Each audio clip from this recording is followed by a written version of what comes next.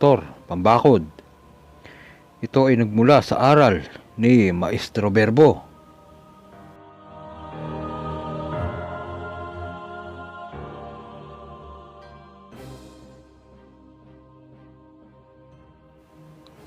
Bago umalis ng bahay, ay magdasal muna ng sumasampalataya hanggang sa ipinako sa krus.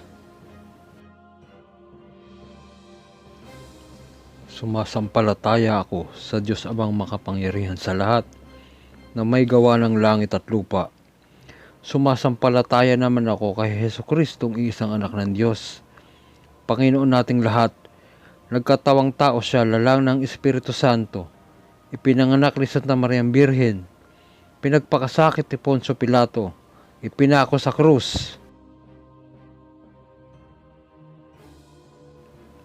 Akdo, akdom, akdodom, ayowi, ayow, ayowa, ayowa, uwiya, at ang susi, ayeyo.